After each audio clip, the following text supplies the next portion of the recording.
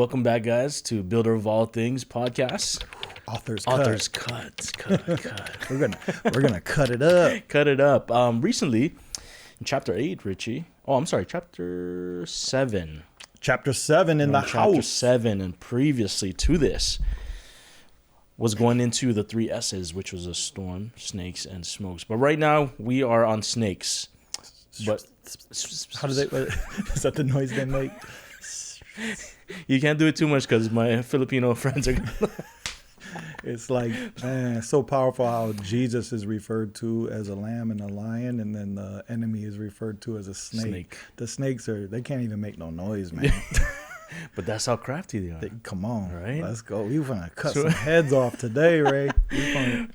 We're gonna cut some heads off. Come on. So snake, the title of this chapter, Richie, is Air Jordan on him. And I think for our listeners, Jordan is iconic enough to kind of have an idea of who he is and what he's done for the culture in terms of basketball and his effect on he's world known, right? Yeah, man. Yeah, let's talk about that, bro. Yeah, so just like the snake is, he likes to bait us. I baited you guys hopefully into this chapter by starting off with Air Jordan on them. And I'm talking about basketball, and then I shift and like talking about snakes, and it's like, what the heck is going on? Yeah. So this is like, you might think this is ADD at its finest, but the reality is, man, let's just start with, Air Jordan on him, Michael Jordan, growing up in the era in the 90s, just, there is just something powerful about recognizing what elevation can do and the power behind it. And so as a reference of the word elevation, I really wanted to talk about somebody who elevated, and really talk about, Michael Jordan. I remember this commercial, I think it was one of his first ones, a Coca-Cola commercial where there is some kids in a clubhouse in the tree. It was like a tree clubhouse. And Michael's like, I don't know, he's supposed to be like the kid's buddy or something. But he's a grown man. I don't know, something weird. I never got that part. But the kids are like, oh man, we forgot the drinks. And then they're like, Michael. And then Michael Jordan grabs a 6-pack of Cokes, and he just like, what's crazy, it's not about how high he jumped. It was about when he got up to the treehouse, he got to elevate and hang there long enough to smile and like strike a pose with the Coke, 6-pack to give the kids and drop it off and then come back down. But what in reality is we know that was fabricated, right? But we all understood that is actually what he did, as he attacked the rim. And one of his specialties were he would, jump in the air. You'd watch everyone else jump to defend him, but then they would start coming down. He would still be up there and have an easy layup or do something fun for us and entertaining. And so, I loved Jordan growing up, and, watching that, I think everyone did, just that elevation, him winning the dunk contest and doing it with such finesse. And, it was just a beauty to watch, man. And so there is a Christian hip hop song that released, back in the early 2000s with Cross Movement. His name was K-Drama. And he came out with this song called Air Jordan on him. I Air Jordan on him. I Air Jordan on him. And then what it did was it baited us, Michael Jordan fans, in the song with a nice hook. And we're just like, yeah, this is tight. But the context of the song was so powerful about elevating things to God when you're in a pressured or in a situation where you were under a challenge or a struggle. So you Air Jordan on them. It doesn't mean like, hey, you fight them. You elevate, your faith in a situation. So it became kind of a fun mantra or term that just kind of spread culturally through Christian hip hop and people like, hey, if I'm going through something, I'm going to Air Jordan on them, and so meaning I'm going to take my problems to God and elevate it to him. And that was where I started the chapter, just to, just really to dig into elevation and taking things up. Yeah. So that was the beginning point of why I even talked about basketball and Air Jordan on him.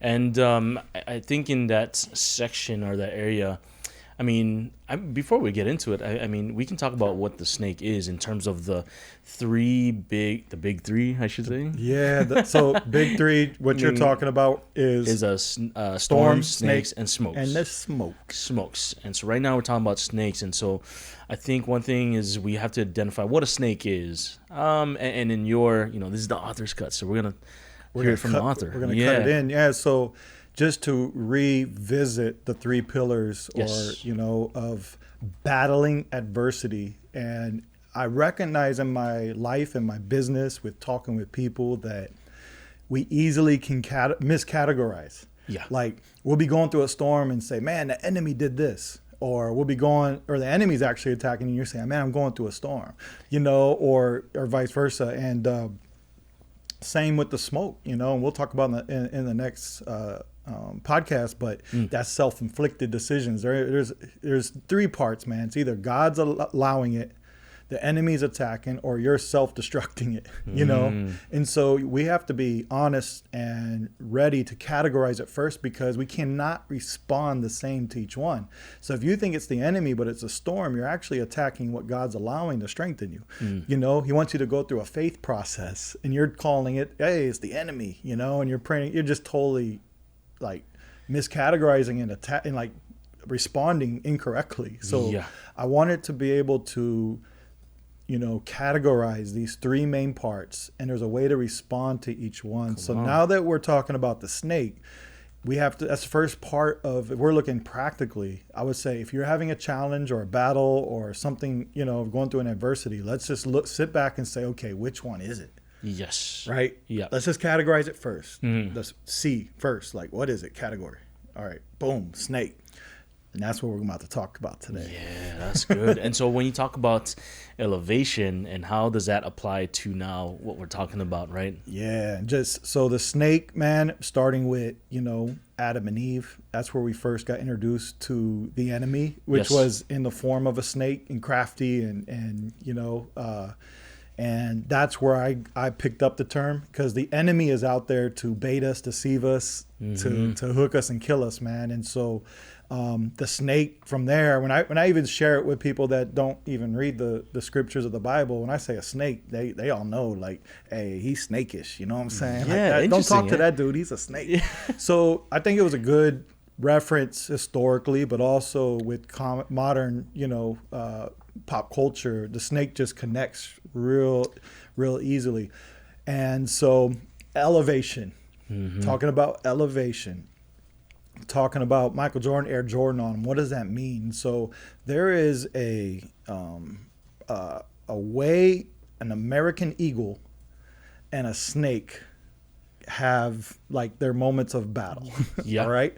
And so what was unique, because when I went researching about snakes, I learned a lot about snakes. I learned that when you cut their head off, man, they still live for a little bit longer, but they can't see anymore, which was very interesting. So I was just studying like snakes for a while, because there was a reason why God identified the enemy as a snake.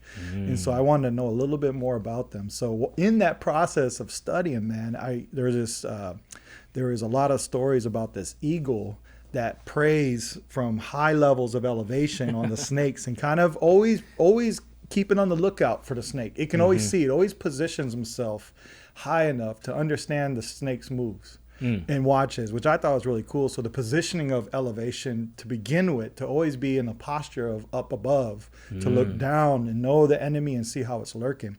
But when it's getting in your territory, like it's trying to, attack or do whatever it's going to do, the eagle comes down. There's two things that could happen. The eagle lands on the ground and then tries to fight it on the ground, but the snake wins that war every time. It catches the eagle, it wraps it, the weight of it pulls it, it can't fly, grabs its wings, chokes it, kills it. Yeah. And the snake tries to bait it to come in on the ground. That's his goal. Like get the eagle on the ground, and try to bait him on the ground. But the other part of it is, if the eagle is able to grab the snake from the top, what the eagle does immediately is he elevates. He Air Jordans on him. Hey, come on, snake. He takes it all the way as high as he can go. The eagle goes up to his playground up here. The snake's powerless. Yeah, come on. Powerless. It's just like flapping in the wind. Yeah. But then guess what it does? It just drops it. Visually, I've seen stuff like this. Just powerless. And that really like opened up this whole like spiritual but practical way of understanding, like when we understand, categorize what and who and how the snake is working. That's good. How do we respond to it? I want to be like the eagle. I don't want to fight it on the ground, right? I want to elevate it. And so that's where it all began. Okay, what does that mean? Like, how can I be like the eagle, take the snake up in the air and elevate? How can I Air Jordan on him? Right? Or how do I not try to fight it on the ground? What does that mean in real world terms, like for me, you know? And that's where it really birthed this book, or this chapter in this book.